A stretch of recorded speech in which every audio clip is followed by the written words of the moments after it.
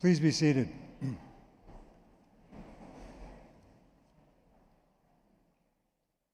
Good afternoon.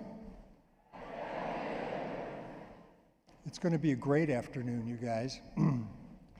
My name is Ira Schwartz. It is a great pleasure to welcome you to Emory University, to our School of Medicine, and this, the white coat ceremony for the Emory School of Medicine class of 2027.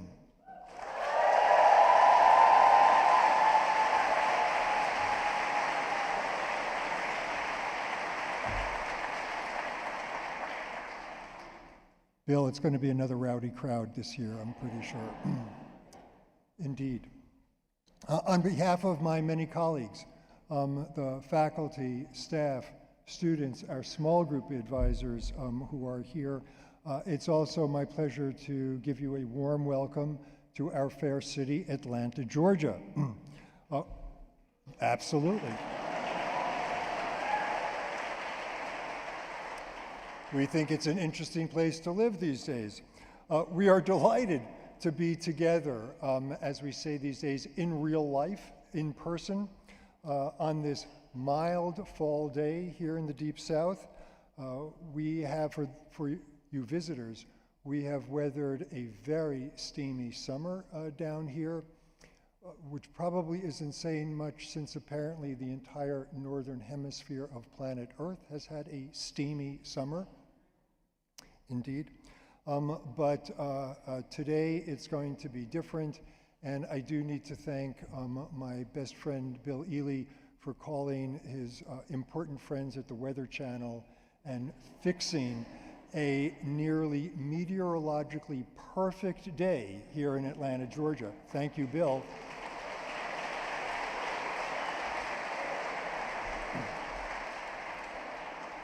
And before we begin, I should also say good morning and good evening. Hello, cameras up there. This is a live streamed a webcast. So to the many family and friends, alumni, faculty who for absolutely good reasons could not be with us here in person, we welcome you in whatever time zone on planet Earth you're at. Thank you for tuning in, our TV audience, and we think you'll have a good time today. We are going to have a great event for you here in real life, and we're pretty positive everybody's going to enjoy it. A few very brief announcements before we begin. It is a few brief announcements. Now is the time, if you haven't thought of this already, as our colleagues in the airline industry say, to make sure all your electronic devices are firmly in the off position. It doesn't have to be an airline mode, but no noises, if you please. We anticipate that this ceremony will last about 1.5 hours. If you require the restrooms, I understand there may be trouble with the restrooms, but they are normally located downstairs under this stage, and I think there are some ambulatory porta potties outside, but we'll do our best to make this event happen relatively quickly. After this event, we very warmly invite everybody here back to the School of Medicine, where we will have some light refreshments. Not dinner, light refreshments. You have to tell the truth to your friends and colleagues. There will be a variety of photo opportunities, an opportunity to meet in person our small group advisors who have been so important to our students these first few months of medical school, other faculty, other staff, families and friends, and to our visitors, you'll have an opportunity to see the places where our first-year students have spent so much time these first few weeks of their medical education. The School of Medicine is in that direction to your left and can be easily found walking or 8 minutes through our seriously quite beautiful wooded campus. For those of you who may need some assistance with transportation, we will have a small shuttle bus that will leave directly outside of those side doors. Our ushers can help you, and specifically Miss Cheryl Cottle, who may be there, who very kindly arranged for this, but we all very much hope to see you back at the School of Medicine. Finally, at the end of this event, the School of Medicine has secured the services of a professional photographer who is going to take a class photo, not in this room, but on the steps of this sanctuary, those that you walked up to be here. So I would ask you to allow the recessional to happen at the end of this. Our first-year students will walk out fast. The class of 2027 claims that they can get this class photo, they can arrange themselves. Some of our small group advisors will be helping them, but they can arrange themselves at the front of this building and get this done with alacrity. That's a fancy word for saying right quick. The rest of us, including faculty, we are not invited to photobomb this class photo. So please stay away from them, and hopefully it will take 4 or 5 minutes, and then we will all together walk back to the School of Medicine. We thank you for your cooperation. And now, it is my privilege to introduce an important guest here this afternoon, someone who has asked. Just hold your horses. I got to talk about you, okay? All right. You can stand right over there. Right. The head of the, he's got to catch a plane. The head of the medical school is called the dean. Our current dean is Dr. Carlos Del Rio. Dr. Del Rio is an internist with subspecialty training in infectious diseases, public health, and epidemiology. But truly without hyperbole, he is one of the most distinguished clinician scientists, epidemiologists, not just here at Emory, not just in North America, but with a global reputation. Just a few brief words about his life journey. Raised in Mexico, Dr. Del Rio did much of his clinical training right here at this medical school and at our many hospitals, until he was persuaded after subspecialty training in 1989, during those early days of a different viral epidemic, you will remember, to return to his native country to lead our southern neighbors' response to the AIDS epidemic. He did an extraordinary job. And in 1996, he was persuaded to return to his academic home here at Emory. And since that time, he has risen to nearly every leadership role in our academic institution, at our School of Medicine, at Grady Memorial Hospital, at the Rollins School of Public Health, all the while being a clinician role model to all of us, but especially his students and his clinical trainees. He is an advisor consultant to the Centers for Disease Control, the World Health Organization, the National Institutes of Health, and indeed the White House.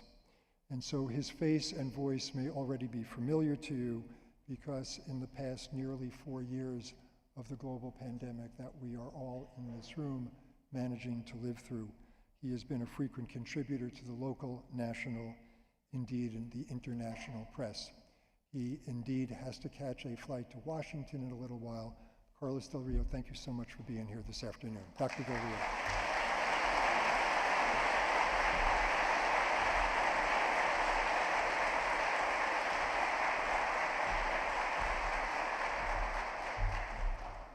Thank you, Ira, and good afternoon, everybody.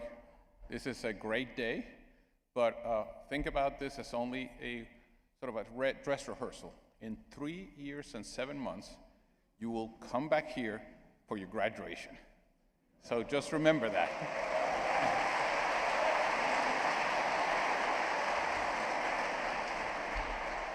But today really marks the beginning of your journey as a physician.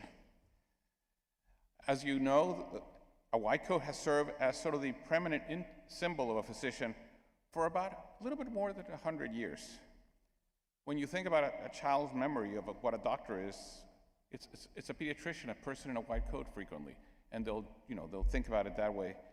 And patients expect to be treated by doctors in offices and clinics wearing white coats. But I would tell you that's changing, because many studies recently have shown that younger patients prefer doctors not to wear a white coat, and older patients prefer the opposite.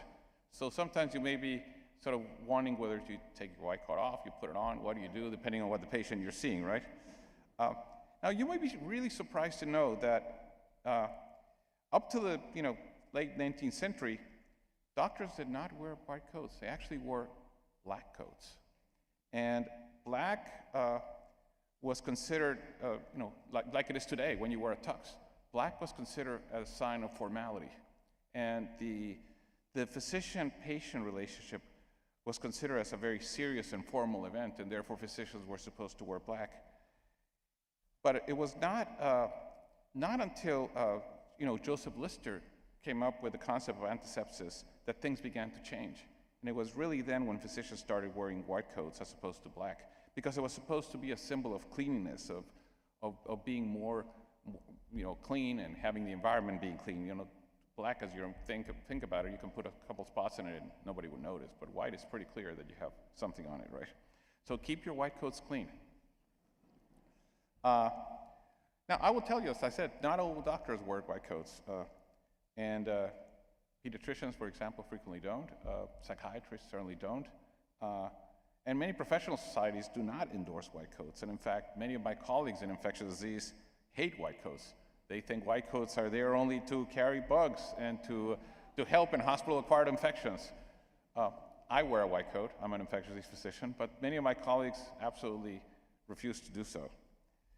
But to me, a white coat is really a symbol of professionalism. It's a symbol of caring. It's a symbol of trust. But those attributes, my friends, unfortunately, don't come from putting on a white coat. You have to work for it. You really have to study. You have to trust your patients. You have to gain their respect, and that takes time. And that's why you're here in medical school, is to learn not only the science of medicine, but also learn how to take care of patients and how to care for patients. Because you will learn very quickly that your patients don't really care how much you know until they know how much you care. And it's caring for your patients that really makes a big difference. So we want you to use the white coat to remind yourselves that this is not just starting medical school. It's not just about learning facts and passing exams. It's really about learning how to be a doctor, how to take care of patients, how to be a compassionate physician. And that's something that I think we at Emory do very well and continue to do very well. So you are starting a good journey, and you are at a good place to do that. Be sure to wear your white coat with honor and with, be happy about it. But also know that one of the most important things you can do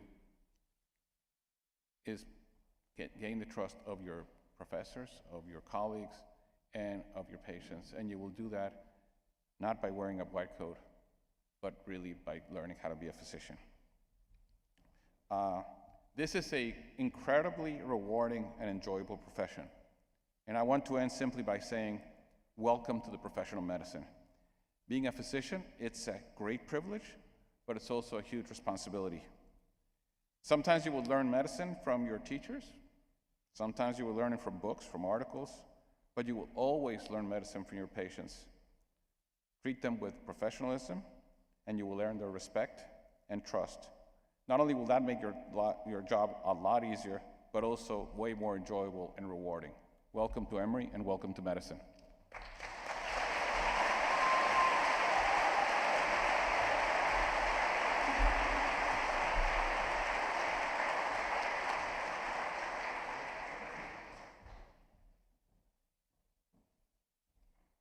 Thank you, Dr. Del Rio. It is now another privilege to introduce my longtime colleague and longtime very dear and important friend, Dr. Bill Ely. Dr. Ely has the title of Executive Associate Dean of Medical Education and Student Affairs. The translation of that means the buck stops with him. He is responsible for the curriculum, education, inculcation of health professionals throughout Emory School of Medicine, especially our students in the medical doctor program. He is uniquely, and that's an overused adverb these days, but Bill is uniquely qualified to have this daunting job. He is a native Georgian, grew up not so far from this campus, came to Emory College as an undergraduate, was recruited to stay at Emory School of Medicine and is a distinguished alumnus. After being a distinguished alumnus of the college where he excelled both academically and as an All-American athlete, he didn't pursue athletics that much in medical school. He didn't have that much time, but he was a superb medical student and then was convinced to stay at our hospitals for his residency in internal medicine, and then he stayed for subspecialty training in medical oncology, and along the way he picked up a master's of public health. Bill is a medical oncologist. He has specialized in the care of people with breast cancer, but what he has always done is specialized in the care of suffering human beings, no matter what's wrong with the person. He is indeed a nationally known medical educator. He's been awarded every teaching award that this university and other entities can bestow on clinical teachers. Bill Ely is respected by his peers. He is admired by his students, and quite honestly, he is beloved by his patients and their family. Ladies and gentlemen, Dr. Bill Ely.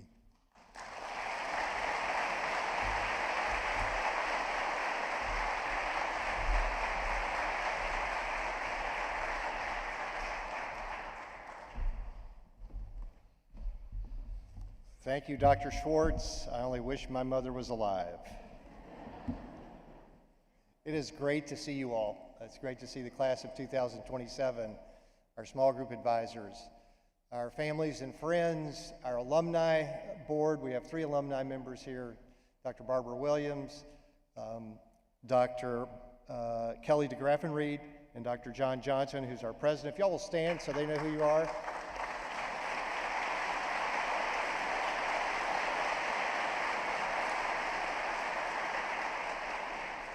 And I want to thank them especially because it's a beautiful Saturday in Atlanta, and these folks have come here to be with you because they know how special this is. I'm going to start this today a little bit differently. I'm going to start the way I started with the first year class, and I'm going to invite everybody in a second to close your eyes. What I want you to think about is someone in your life that nourished you along the way, that nurtured you, that loved you. So I just invite us all to close our eyes for just a minute and picture that person and think about the warmth, the caring, the concern. You can think about the situation that you remember them best in, what else was there. But think about how you felt that someone cared for you.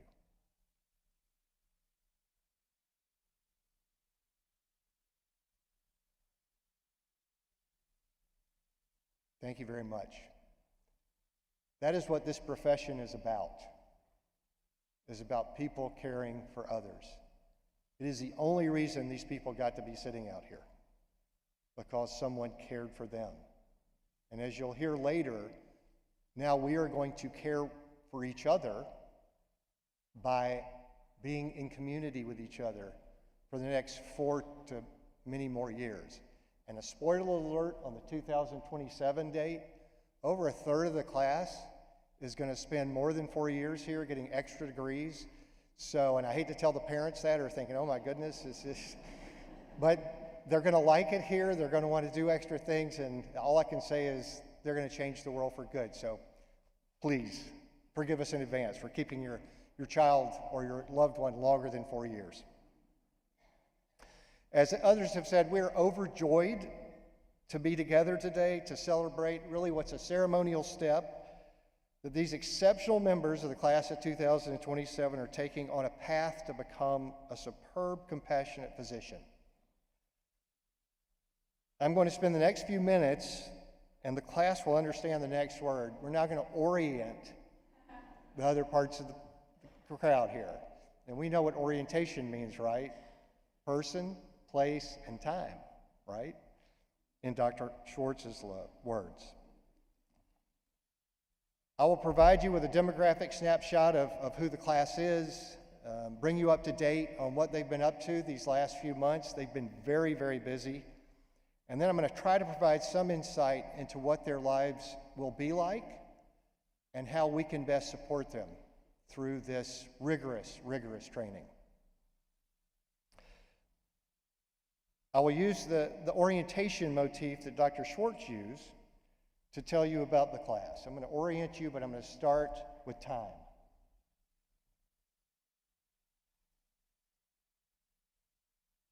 So with age, they range in age from 22 to 34 with a mean of 24.5. There are 100 women and 41 men. And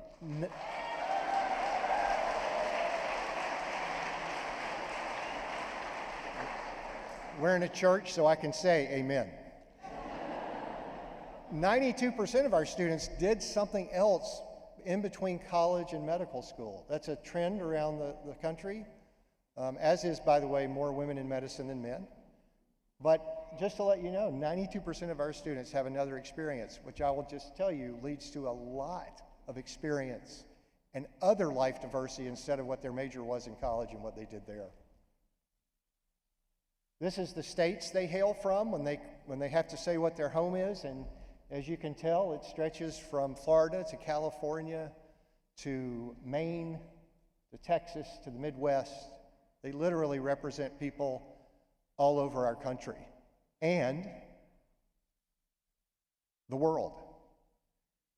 Thankfully, we have 8 citizens of other countries in our class, and 21 of the class was born in another country, which again brings an enormous amount of diversity to this group of students.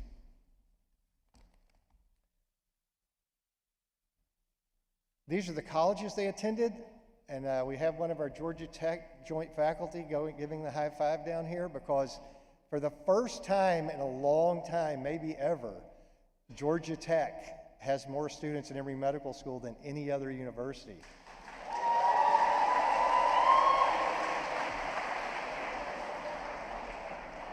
The song about a rambling wreck comes to mind, but I won't go there. But as you can see, there are people from large colleges, large universities, small colleges, from Bowdoin and Amherst to Nova Southeastern, from Hamilton, and that's in Canada, to Middle Tennessee, from Franciscan University to Spelman College, and from Stanford and Harvard to the University of South Carolina. An incredibly diverse amount of education. And there's more. They're even more diverse in their majors because a bunch of them took more than one major, which is a sign that they may want to take those extra degrees. I'll just say that. They can't just get one degree. They've proven it before they got here. But look at the degrees. Yes, we've got biology and neuroscience. Neuroscience has risen in popularity over the years. But look down there at music and criminal justice and nutrition, philosophy, chemical engineers, an incredible amount of experience in this class of 2027. And there's more. 20 of them already have postgraduate degrees, 11 master's degrees, 7 MPHs, 1 doctor of physical therapy, and one master's in philosophy. And there's the list of people right now that signed up saying they wanted to spend at least one extra year here, and I will tell you that will probably grow because they'll get so excited about being exposed to some of these people in their class and in the School of Medicine who have been in these fields. And then, the most important thing can't be put up on a slide and be in numbers. They have attributes that are critical to becoming, as I described, a compassionate physician. They have the intent to help others.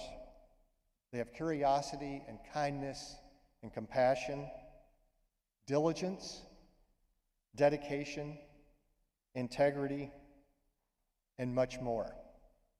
They bring the cultures of their countries and their families and their own spiritual beliefs to the class with them. They have put their hearts and souls into volunteer work in their communities, and they really want to change the world for good.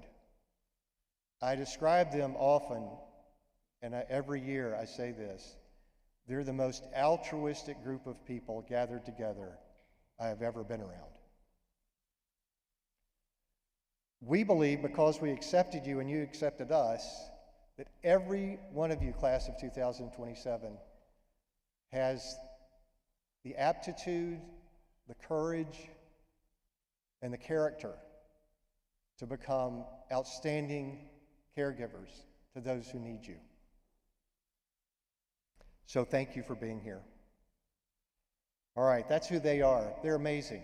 Now for section 2. What have they been up to? Oh my goodness. They began with a week-long orientation that included our orientation, and then they went into what has been nicknamed now WOW, which is Week on the Wards. So they were all assigned to a clinical service their first week of medical school. At Emory, we think it's better to have the first patient you meet alive. In the old days, when I went to medical school, that was not the case. And at many schools, it is still not. But we want our students to be out in the clinic and in the hospitals as soon as possible. They spent a week gaining experience that reminded them of how little they knew, of how much they needed to know, and most importantly, about why they were here. We hope that that took. We started with a why session that asked them why they were here. And I quoted Martin Luther King to say the most important question we have to answer in our lives is, how are we going to serve others? And I proffered that they have answered that question. They've answered life's most important question at the young age of 22 to 34. And let me tell you, for most of us, it takes a lot longer. But their reason for being here is to serve others through medicine. That's a great thing to know. It's a great anchoring point. And it's why that week on the wards, when you got to see people being cared for and realizing how much we can do for others through our presence, through our medicines, through our operations, is as Dr. Carlos Del Rio said, an amazing thing to do with your life. We told them during these weeks of orientation that they were coming to a vibrant city named Atlanta, which thankfully this year is now ranked as the second highest city in terms of income disparity. Last year, I would have had to say we were first. And in fact, there are multiple zip codes 5 miles from here where over 50% of our population live in poverty, defined as under $17,000 a year for a family of 4. We're also in a state that thankfully we have just recently agreed to increase our Medicaid numbers in the state, but just by a little bit. But we live in a city where there is great need. They chose Emory in large part because we are dedicated to serving our entire community.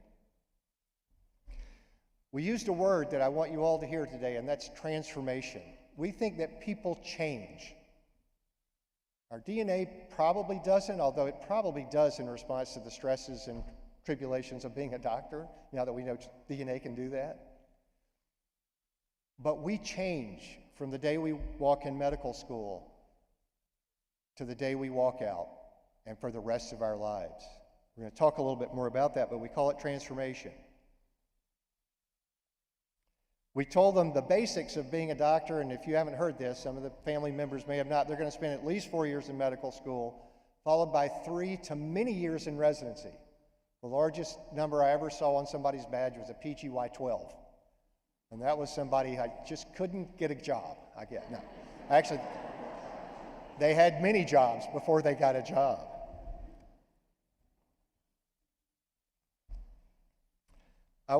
We also told them about some of the things that they're going to be challenged with, and I think that's important for us to all hear about. And that is one thing, that there is now an infinite amount of material in the medical library.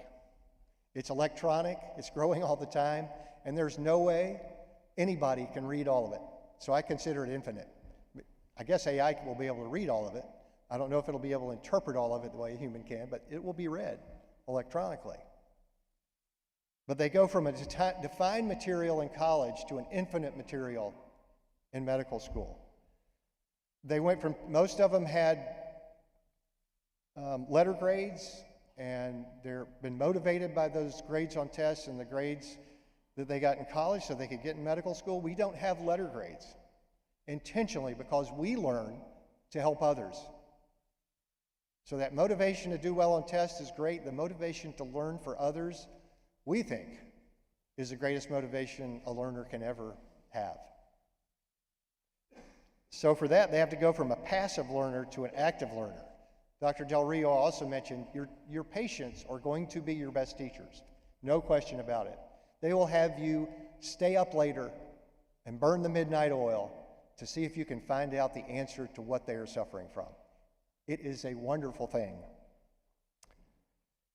They're going from a student of facts to a student of humans and using those facts for an individual to provide the best care. They're going from mostly always winning to absolutely days where you're going to have failures. And I don't mean failures of tests.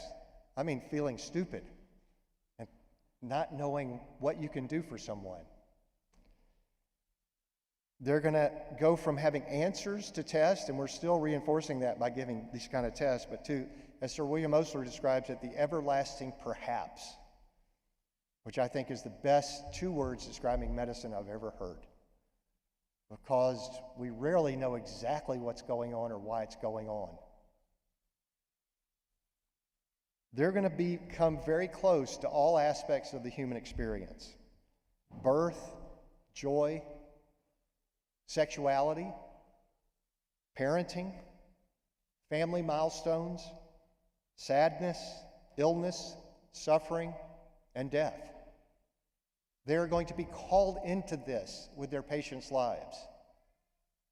And with that, there is risk to us, the caregivers. We'll talk about how we're going to take care of each other.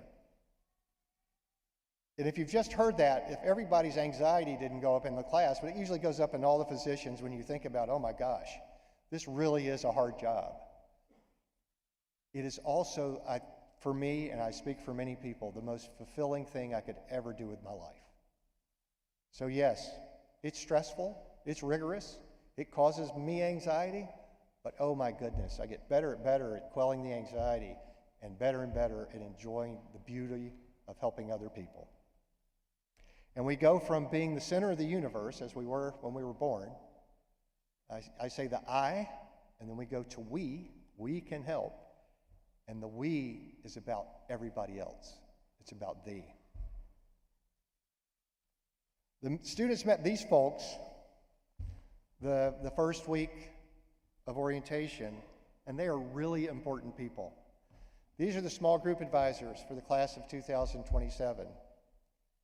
And at Emory, we have grown these microcultures, I will call them, of one of these practicing physicians and 9 or 10 of these great students so that they can walk this path together, and you can care for each other and they can keep an eye on you.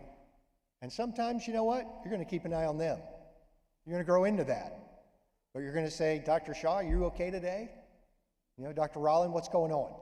You know, and as you will learn from them and they will learn from you. Please think about that going forward.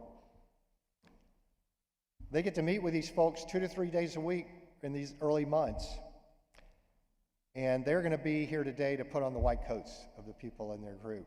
They will also be here 3 years and 7 months from now, or 4 years and 7 months, or 5 years, to help hood them when they take that doctoral hood on. So you get to see these folks again. They're amazing people.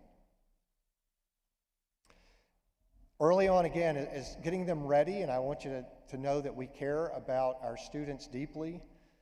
During orientation, we had 4 specific primers that we did on Wellness Wednesday. We all did some compassion meditation together. We all took a walk down into low-water forest and heard a poem about the trees. We all had a session on stress and how to reduce that, and we had a yoga class by a surgeon. One of our surgeons is a fantastic yoga teacher and has shared that with our community for years. Later that week, our Alumni Association, represented here so ably, gave them a stethoscope. It's also, this is a step, that was a step too. Because as they've started this, we've started teaching them about how to use a stethoscope and how to touch a human body, how to prod and poke, and do all those things that physicians do to patients that anywhere else would be illegal.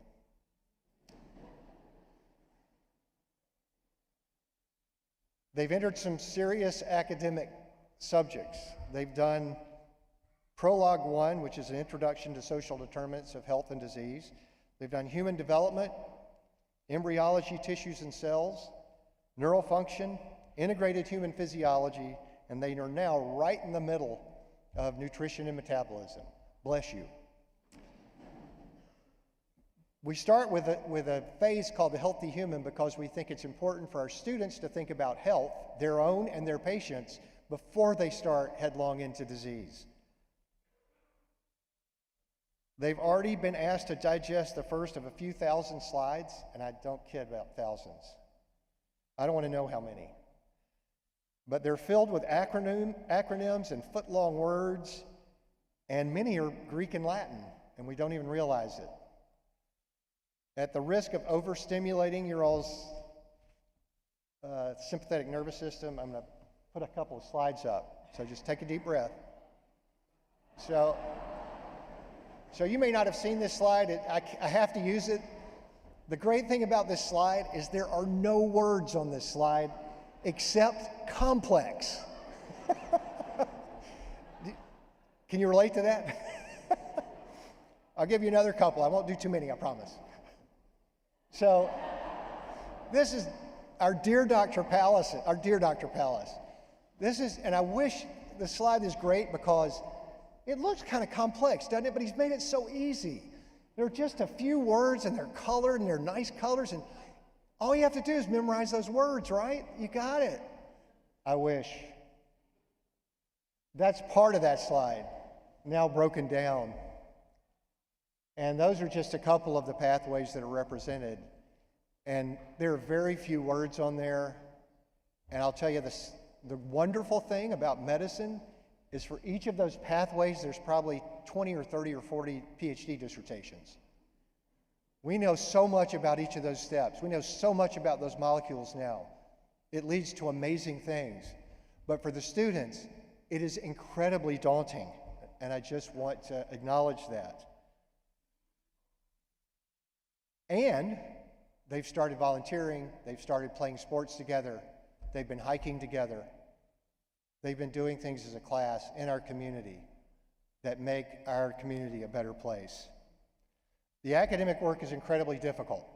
I liken it to learning multiple languages at the same time and then translating all of them into English as an epic novel.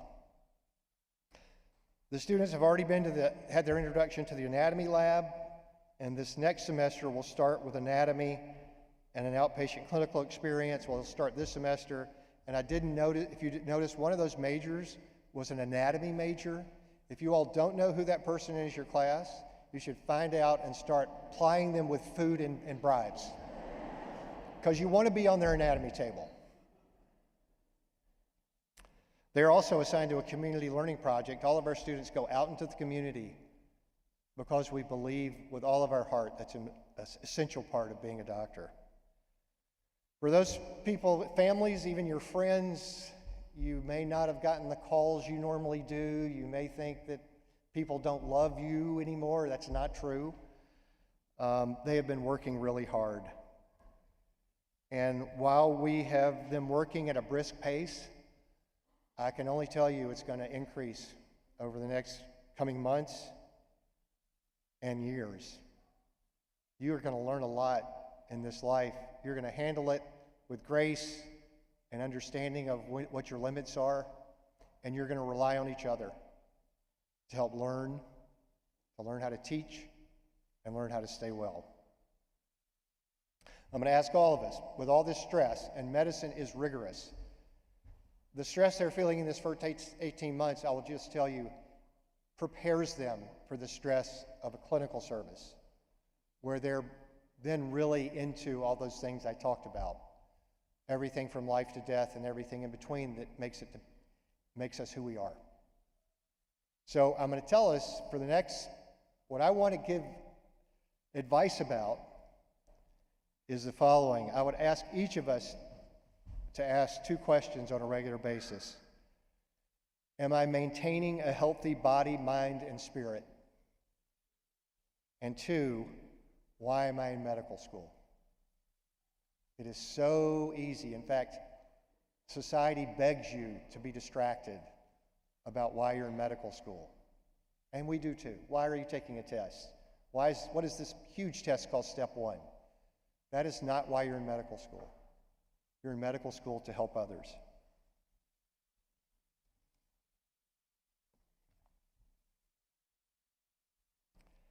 Students and others here, can we all agree to accept the love and support offered today symbolically in this ceremony?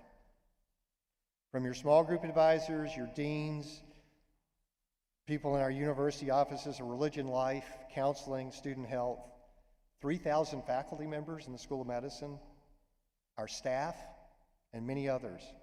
Most importantly, you must also commit to and accept the support you give each other. We and you, in this profession, we literally and figuratively walk together through this transformation.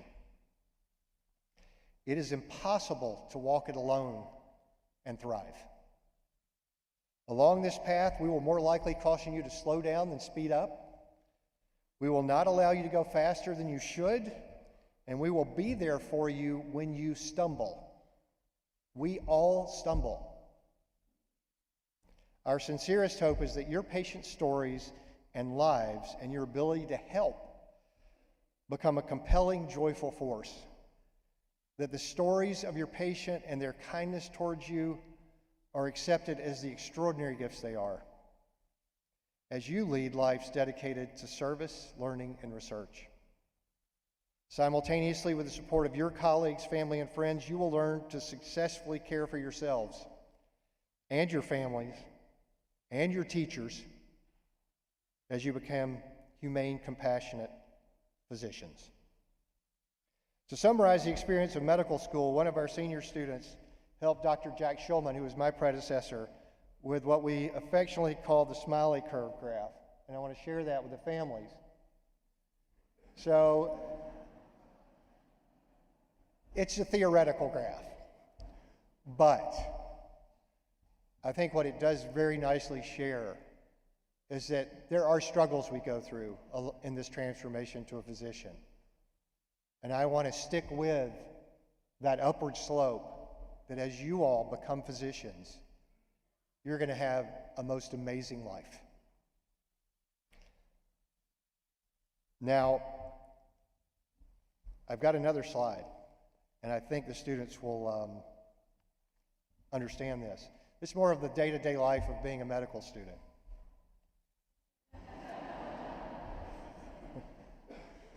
Now, that's actually an electrocardiogram. And for those of you who are in healthcare, you know that that is not a stable rhythm. And actually, to treat that, it requires DC power applied to the chest. We are not recommending that for you. What I'd rather recommend is that as you come across today and you get those white coats put on you, and then you go and be with your families and friends, your society advisors, and your classmates, think of that as kindness. This is a dose of love and support today. We need to get off that slide. Some of our ER docs might get nervous with that one. Finally, some closing advice. We're here today to pause and reflect as a class, as a community, on your entry into this noble profession. As I've told the class in the past, the best physicians take time to reflect.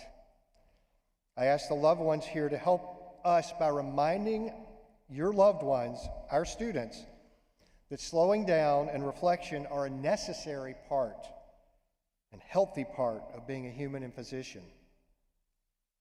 We all need to be reminded that there are basic human needs that need to be met: habits, sleep, exercise, healthy diet, in-person human interactions. Emphasize the in-person. Creative endeavors. So I grant all of us students, loved ones, and staff to gently nag each other with great kindness when we aren't taking care of ourselves. We have, with absolute intention, often offered loved ones a seat at this big table today. Let us be ever mindful of the essential roles of our families and our loved ones in our lives and our well-being. The relationships present in this room, colleagues, students, teachers, parents, spouses, significant others, are the key to a happy and healthy life. Family, class of 2027, your caring for each other is just as important as any relationship in this room. We are overjoyed, I said that once and I'm going to say it again, that our wonderful, diverse, kind, and talented students have chosen to become physicians at Emory. That you have all joined us in person and by live stream today on this important day in our students' lives. Thank you very much.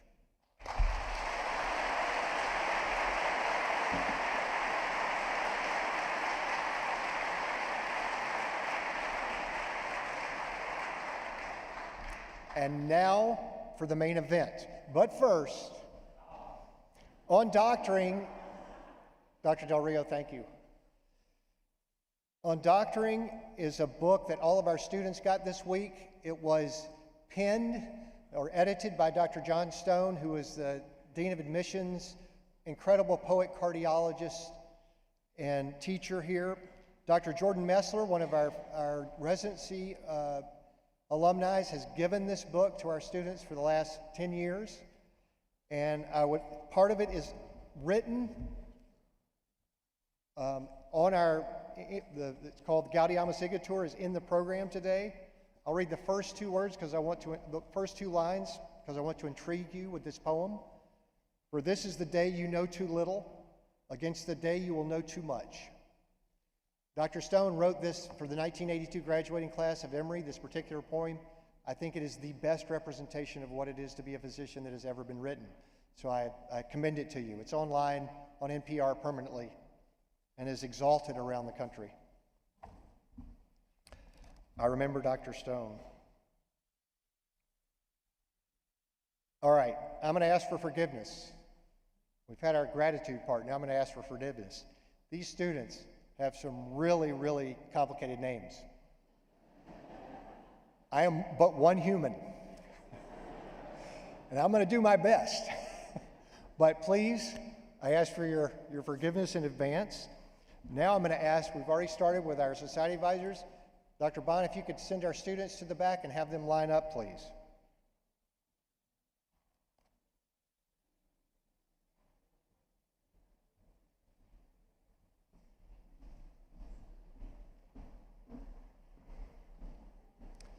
Now you can see in your program that the students are listed not in alphabetical order completely, but by society in alphabetical order. If some of you feel the need to sneak up and take a picture, that is allowed. We ask you to kneel down as you do that so others can see their family members. And I'd like to try to do this. If we could hold extreme applause till the end of this, it'd be good training for graduation. I know you love these people. I know they love you. But if we could keep it brief as the names are called.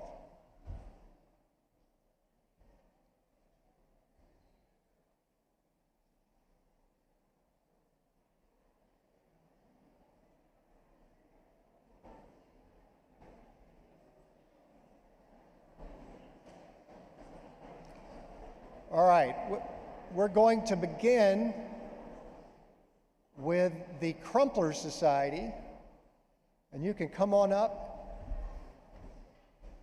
I'll call out the names individually. Umut Akova.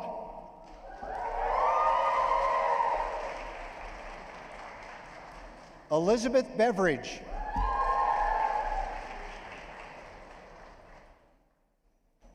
Jonathan Choi.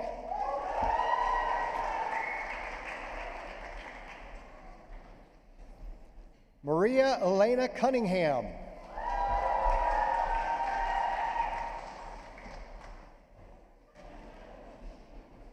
Chelsea Deidelsweig.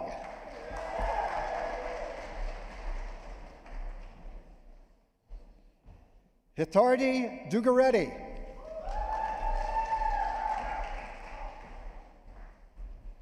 Cindy Ugochi Imanalo.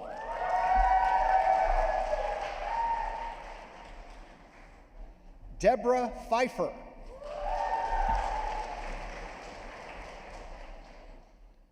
Lindsay Alexandria Gardner.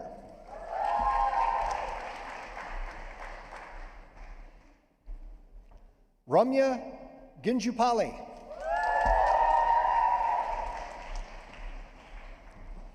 Emily Ann Gosnell.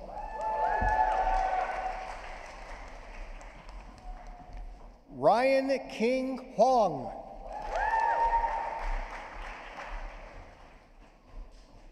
Catherine Elizabeth Jordak.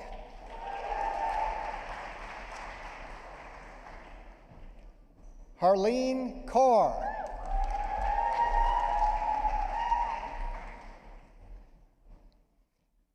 Neha Krishnam.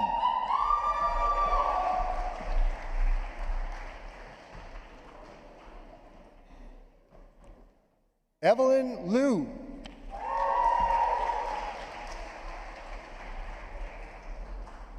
Vida Yolan Lugo.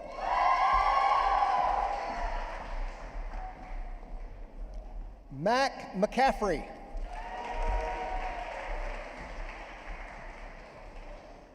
Shelby Lynn McVeigh. Akshay Nair.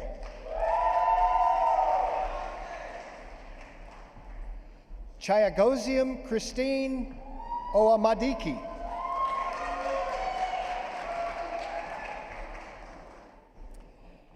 Kinichukwu Okafor. Jabari Owens.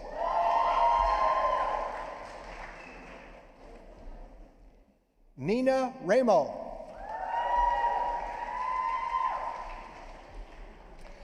Emma Lynn Bess Rogowski. Samia Sabir.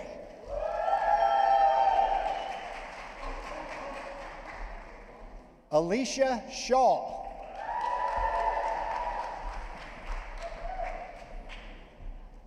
Maya Sinha.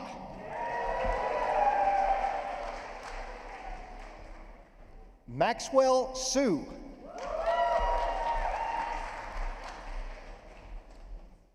Ari Shamstein. Colleen Tope. Catherine Torres. Amanda Walker. William York.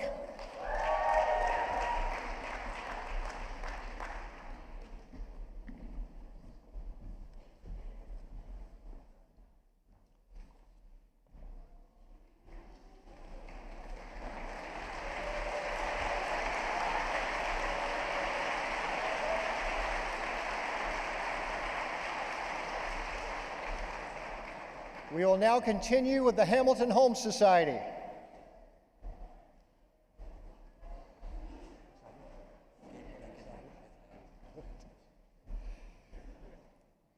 Gabriel Ikene Agu.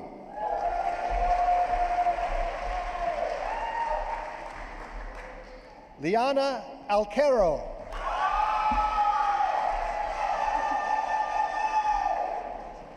Lucy Avant. Grayson Betts.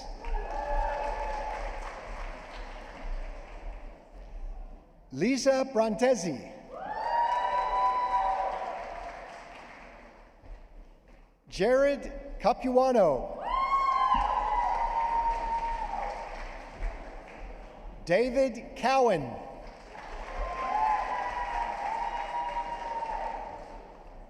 Ethan de Blasio. Jaden Anthony Eccleston. Allison Gurn.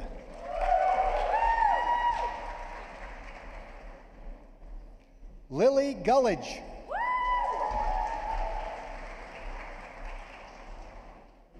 Hala Idris.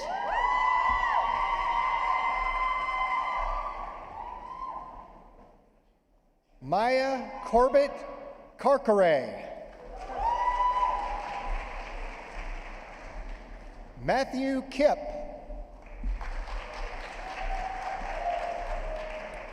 Ritika Kumar.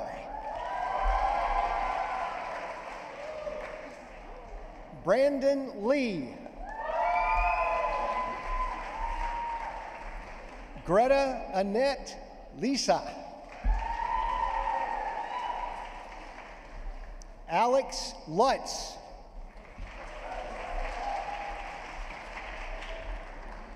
Alexandra Catherine Mao.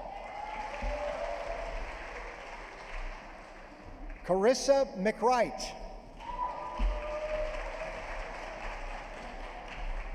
Anna Miele. Joshua Mishkin.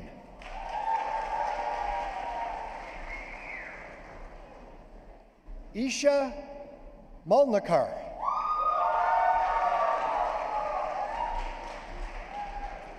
Harriet Mycroft.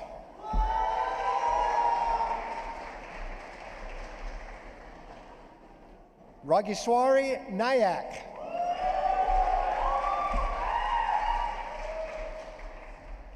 Ashvi Patel.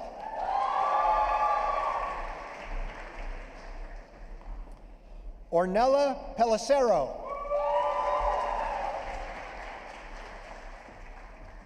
Marcus Rasmussen.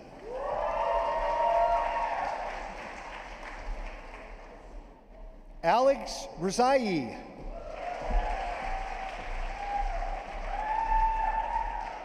Rebecca Rooks.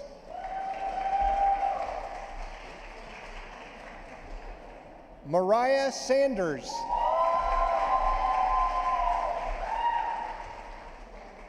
Danielle Sayin. Sriya Amani Sharma.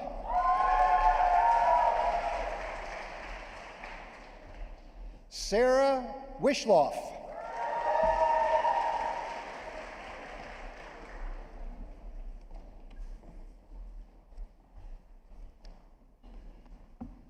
Hello.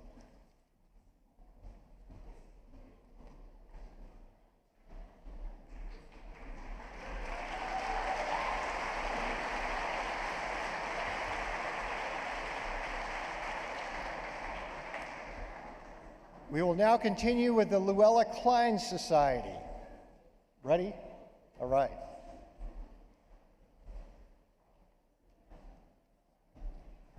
Lena Abujaib. J.R. Yusuf Ahmad. Sarah Baldry. Clark Britton. Dante Bouli. Elizabeth Chu. Sarah Chung. Cahotis. Right. Madeline Cahotis. Jenna Nicole Daniel.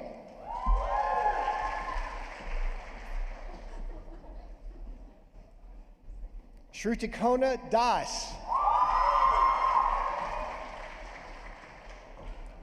Madison Green de los Reyes.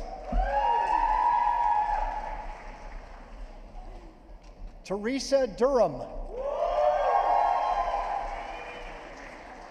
Marcia Andrea Edwards.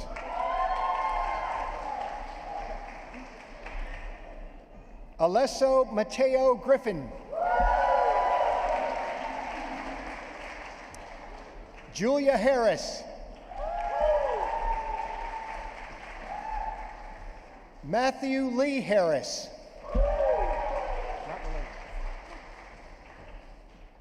Armella Hassa.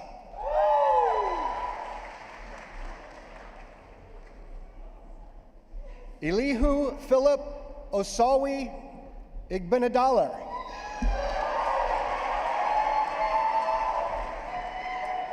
Isabella Iwaniki.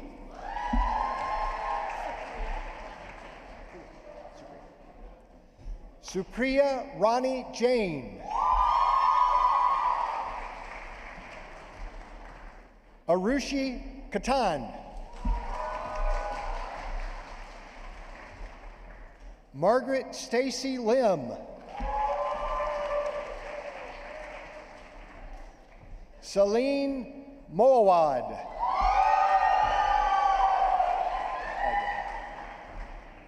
Dylan Perito. Lauren Peterson.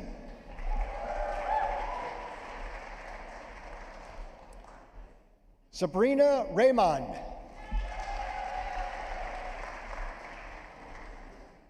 Colin Reimer.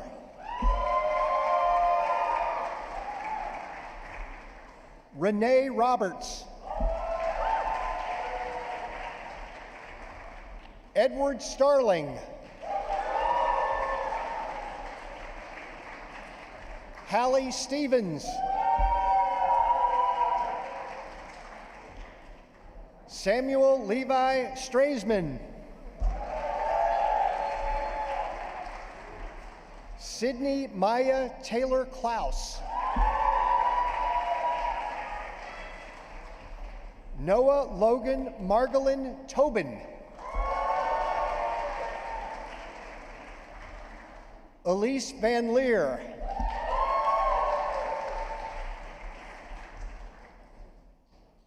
Hannah Waltz.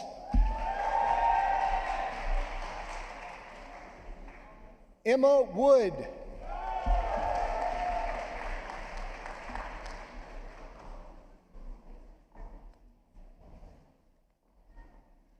A round of applause for the Klein Society.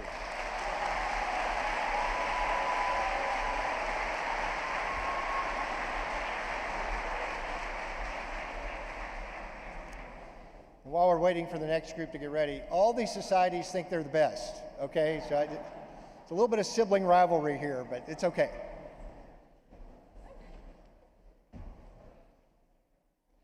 These are the members of the Helen Rodriguez Tria Society. Lily Boshton.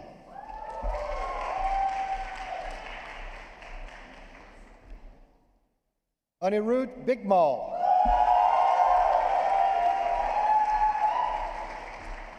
Michelle Cho.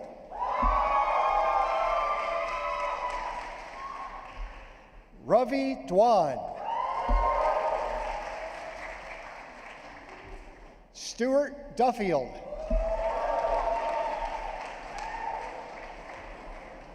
Amelia Fogel. Kinsey Gray.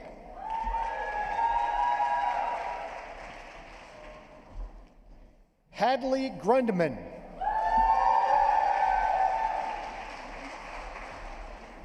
Liam Hackett.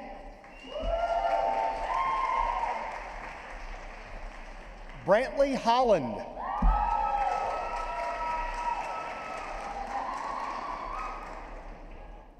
Matu Kalam.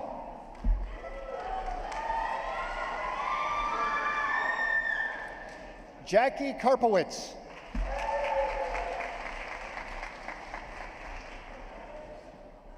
Sam Kuok.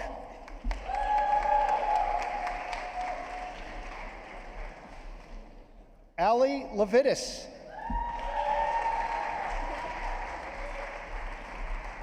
Janet Mao.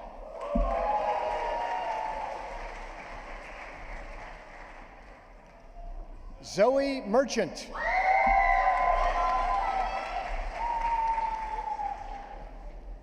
Therese Monte.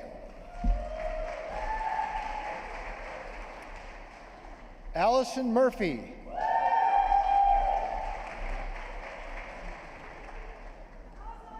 Ikenna Obi.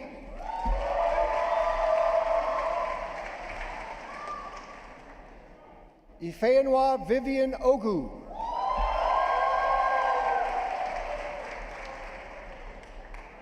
Carolyn Olson.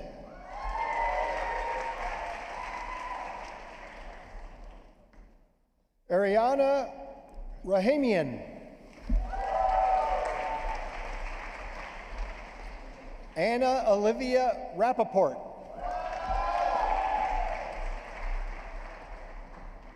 Michael Schwartz.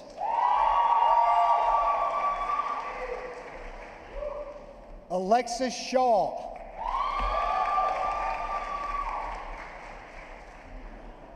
Zain Siddiqui.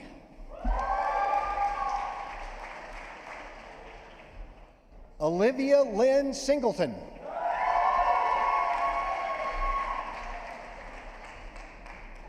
Natalie Skopicki.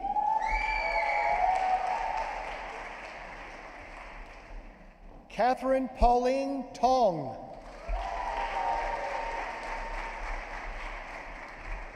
Catherine Rebecca Torrey.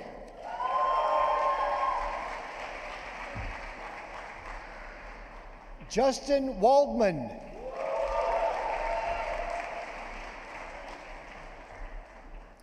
Lucy Walk.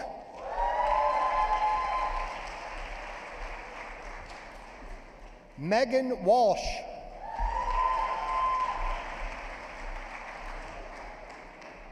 Lauren Alexandria Williams.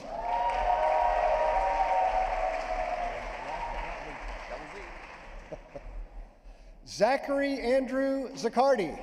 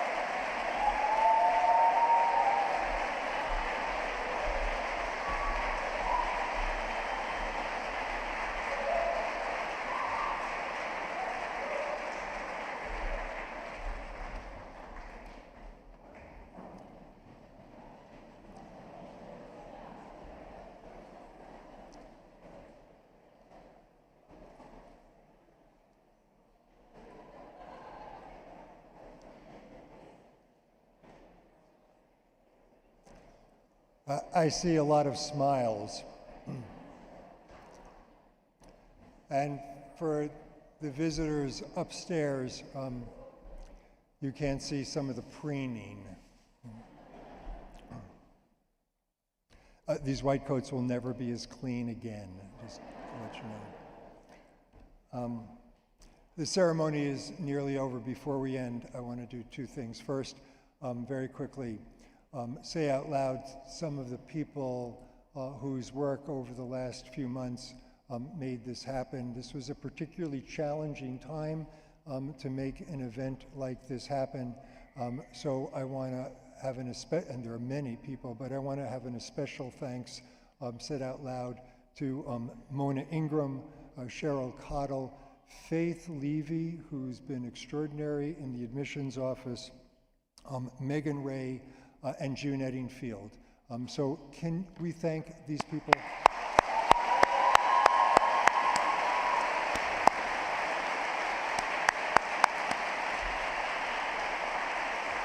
Thank you. Before we end, if you will indulge a few more minutes, we are like so on time today. A few final words, and here I'm going to speak especially to our new colleagues, first-year medical students, the class of 2027, an extraordinary cohort. The rest of you can listen if you want. Ladies and gentlemen, when we first met, in real life, as we say, not in Zoom land, it was a warm Monday morning. Dr. Ely reminded you, person, place, and time. It was July 17th. If you do the calendar arithmetic, it was only about 12 weeks ago. I am assuming that for a number of you, it seems like a heck of a lot longer time has passed, but it was only 12 weeks ago. And actually, before I continue, I did the arithmetic last night. If all goes well, none of you will be able to graduate before 174 weeks from now. That's when you'll be eligible, okay? So take it slowly, as Dr. Ely says, you can't rush. Right? As Dr. Ely said, during that first week, we asked you to reorient yourself, person, place, and time. You met Dr. Ely, Dr. Ward, Dr. Schulman, Dr. Churchward, your small group advisors who 12 weeks ago you likely had no idea how extraordinary they are and what kind of clinicians they are, and the good fortune you have to be with these people for the next nearly 4 years.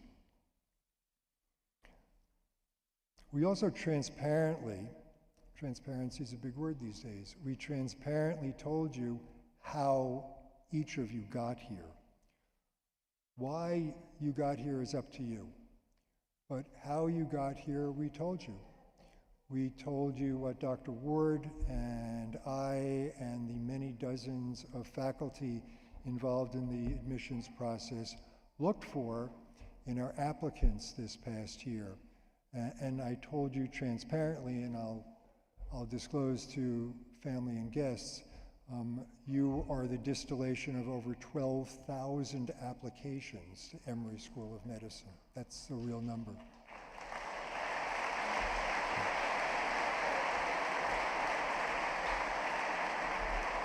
So among these thousands of applicants, we looked for a number of characteristics, and actually Dr. Ely and Dr. Del Rio kind of enumerated this. Who are we looking for in applicants to medical school? Kindness, for sure. Compassion, maturity, or the ability to act like an adult even when you don't feel like one. Intelligence, of course. But perhaps the most important attribute, characterologic attribute we looked for was curiosity. Intellectual curiosity, curiosity about the world, about science, about your profession, about your patients, curiosity about yourself. It's tough to teach curiosity. You have to hope that future doctors have that. And by the way, your small group advisors tell us in the admissions committee that they've found this already, curiosity, which is the reason I say this in front of family and friends, why we suspect that most of you were really irritating children. Always asking questions. Don't stop. The straight will stand you in good stead. The purpose of medical education is not to cram your head full of facts, but to inculcate you into being lifelong learners. The science will change. The community will change. It's important that as physicians, you change along with that, and you have to be curious in order to do that and to be effective clinicians. So I'm sure that some of you have been sitting here with a question in mind that was piqued by Dr. Del Rio just a few minutes ago. And that question is quite simply, why white coats? What's up with these white coats? Dr. Del Rio gave you a little hint of that, but you should be asking yourself why we're making such a big darn deal about these flimsy cotton garments. Actually, for you, they're cotton polyester blends. Transparency and everything with colleagues. Why have we asked you to take an entire day away from your studies? We've asked family and friends to come at considerable inconvenience, often expense, and let's own the difficulties of travel, domestic and international, some danger, right? Why are we doing this? After all, in our society, you know that there are other individuals who wear white coats. This gentleman gets dressed every day, comes to his place of work, puts on a white coat. I'm quite sure his employers never required him to sit through a white coat ceremony. These people wear very cool white coats, thicker than ours, with terrific hats, toques, and they may have gone to culinary school, but there's no white coat ceremony in what they do. There are some individuals, a few of you have seen them, who are forced to wear white coats literally every day of their lives. We'll never know, but we don't think there's such a thing as a white coat ceremony. Importantly today, as Dr. Del Rio gave you a little suspicion of history, doctors did not always wear white coats.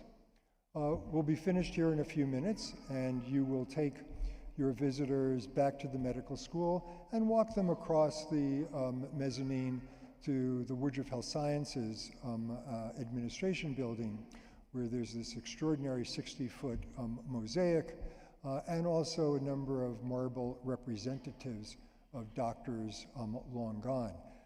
This guy is meant to be old Dr. Hippocrates. He lived 2,400 years ago on the island of Kos in the Aegean, off the coast of what is today modern-day Turkey. He and his followers are well remembered for bringing empiricism, observation, the beginning of science, to what we now call clinical medicine. They did not wear white coats. And just to be clear, no toga parties at Emory School of Medicine. Not joking, okay? Doctors tended to wear street clothes. Here we have 1632, we're coming 1800 years after Hippocrates in Northern Europe.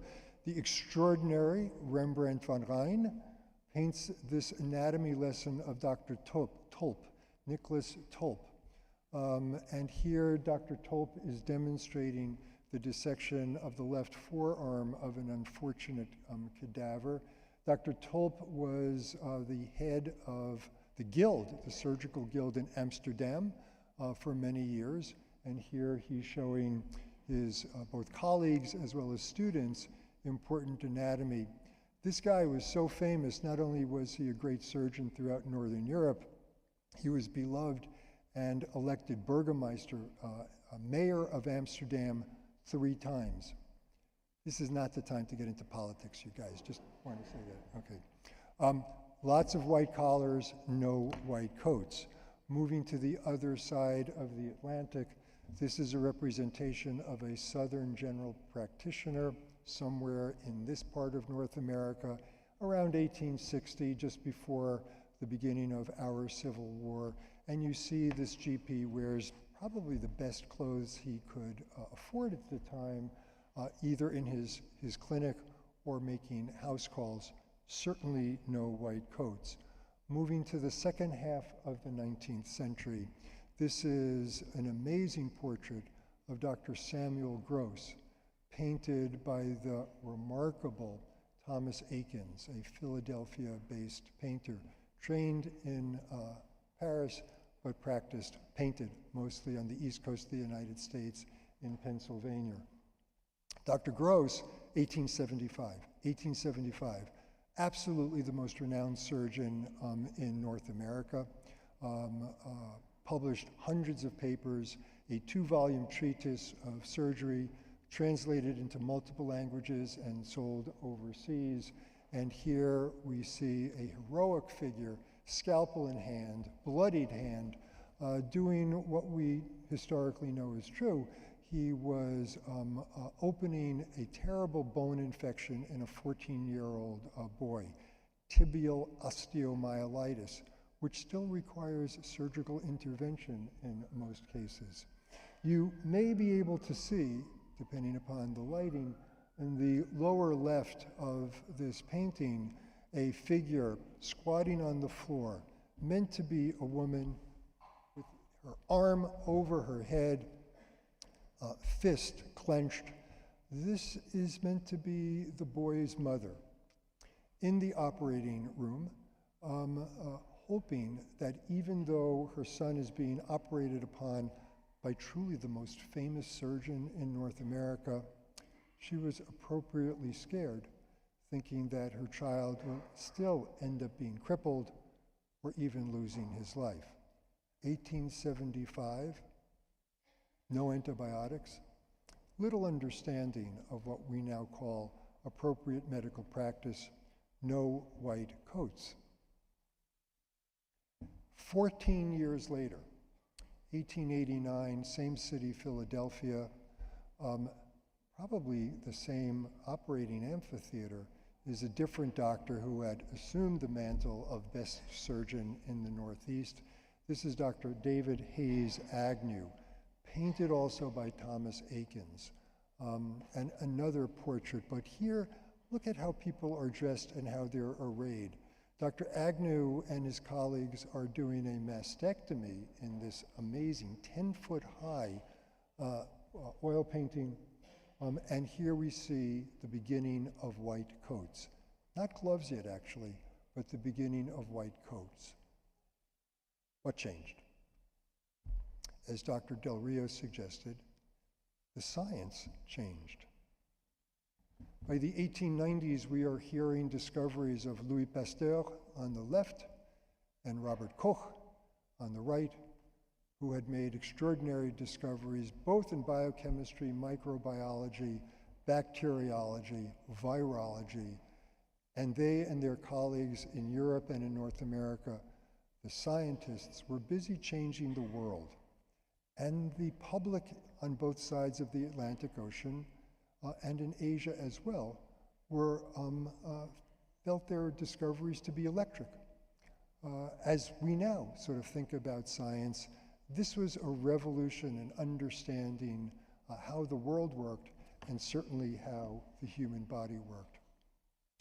And within a very short period of time, in just a few decades, the general public clamored for us doctors to accept and understand the scientific process and the facts, the physiology, the biochemistry, the microbiology that was being developed in real time.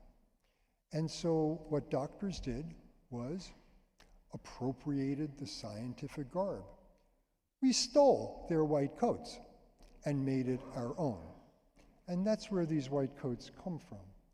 And so within just a few decades, anybody could look at a group of people wearing white coats, and the immediate assumption is that we'd be looking at a group of doctors. This, in fact, is the Department of Pediatrics in 1954 at Emory School of Medicine. And there's no doubt in any of our minds that this would be a group of doctors. I'd point out to you, we'll get there in a moment, take a look at their faces, try to imagine who these pediatricians and pediatric residents might have been. I will point out to you that the woman in the front row is not wearing a white coat, she's wearing a sweater. And in fact, she was the departmental secretary. A few years after this, we get an image such as this. A middle-aged man sitting in a comfortable chair, wearing a white coat, and we can easily recognize him as a physician through the white coat. This wasn't any doctor. This was Dr. Hamilton Holmes, not only a local hero, but dare I say, we consider him an American hero.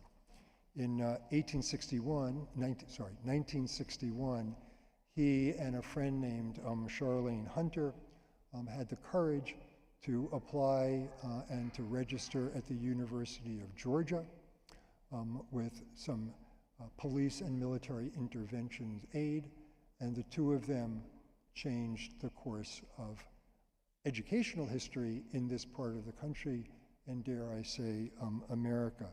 Dr. Holmes was the first African American man enrolled and graduating from our medical school. He graduated in 1967. He would become an orthopedic surgeon. He would become the chair of orthopedics at Grady Memorial Hospital. He was a clinical dean of our medical school, and sadly, he died prematurely at age 54 of heart disease. If you juxtapose these two real photographs, not photoshopped photographs, together, you're looking at just a few decades of local and American history.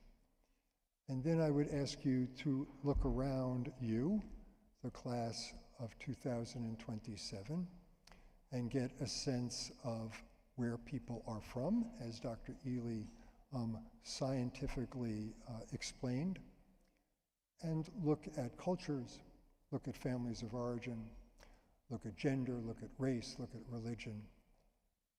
And you have to recognize that change happens.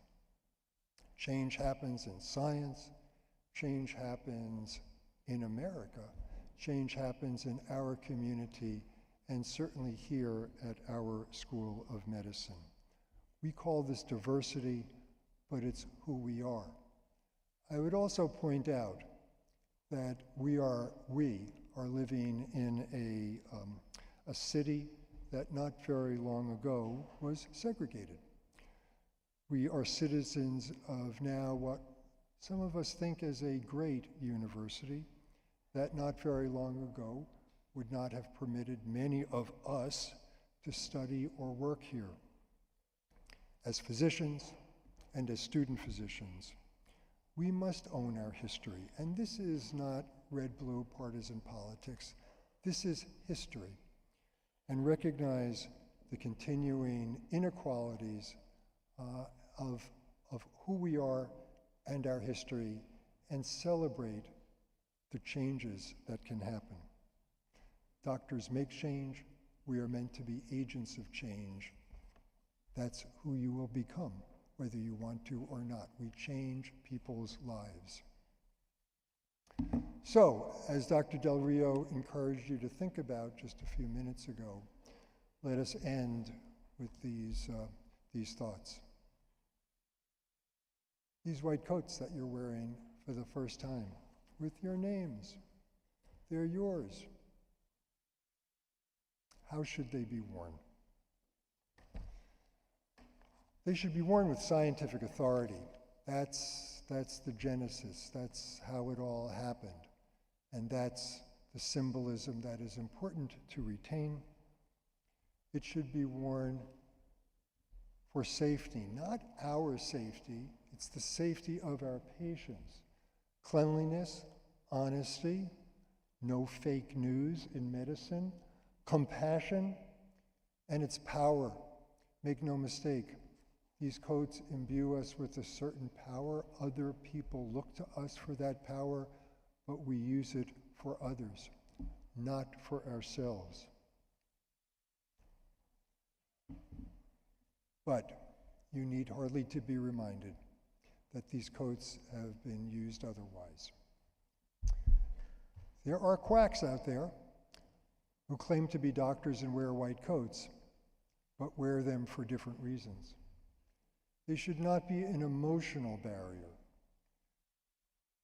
And we certainly know doctors who have problems with egotism, arrogance, and use the white coats in an authoritarian manner. This picture was taken just a few years ago. Some of you may recognize former medical students in this photograph. It was taken just a few days before this medical school class's graduation, wearing their white coats that they had worn for some years by then. In a few years, it's going to be you, actually in this building. And the question we leave you with today is, how will you wear your white coats? How will you comport yourself as doctors, as future doctors? Will you wear these for good or not? Will you remember the things that Dr. Ely and Dr. Del Rio urged you to think about that are easy to forget? The reason why you're here is to serve other people. It's hard, it takes a long time, but some of our old folks will tell you, wow, it's worth it. It's your decision. Autonomy, your agency. We hope you choose wisely, and on behalf of your small group advisors and us, we're glad you're here. Good luck and thank you.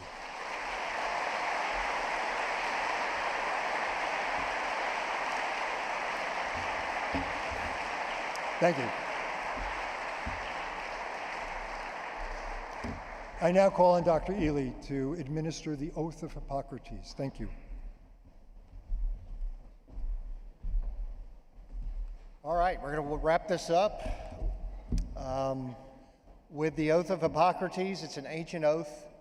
I'd like to start by saying this is not, we're going to ask all the physicians in the crowd to stand up, but this in no way means that we're bonding parents or mothers or aunts or uncles to students. We are bonding all professionals together in this oath. I didn't have any physicians in my family. I have lots of brothers and sisters in white coats. And so this is not about the family now of the nuclear family. This is about the family of the profession of medicine. So on the back of your program, you see the oath of Hippocrates. I'll invite all students to stand and all of our physicians to stand. We're going to recite, and all the physicians in the crowd, if you want to join us, we'd really appreciate it. We're going to read this together, and try not to get too far ahead of me, and I'll try to not get too far behind you. Is everybody ready? As the ancient Greeks swore by their pagan gods, so do I solemnly affirm that as a student in medicine at Emory University, according to my ability and judgment, I will keep this oath and stipulation.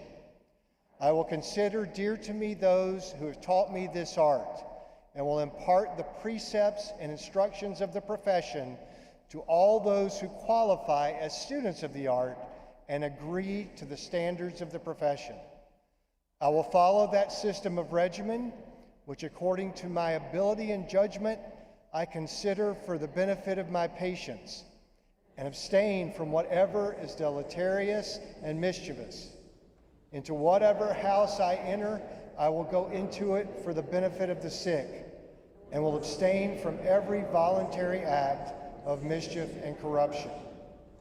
Whatever in connection with my professional practice or not in connection with it, I see or hear in the lives of men and women which ought not to be spoken of abroad, I will not divulge, as reckoning that all such should be kept secret.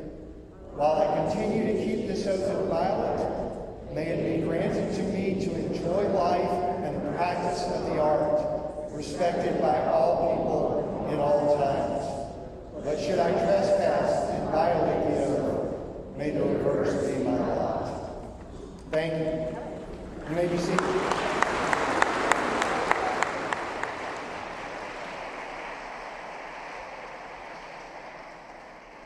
All right. Dr. Schwartz said this, but that was a while ago. The students and the faculty are going to leave first. They're going to go out through the back doors, and the students are going to get their picture taken. Once they're out, I'm going to release everybody else. We want you to go out the side doors, either in the front or the back, but out the side doors, and do not go back there and get in the way of their picture, or they will get in the way of us getting to the food, which is always important. So Dr. Bond, if you could start the students out, please. Quickly with, yeah.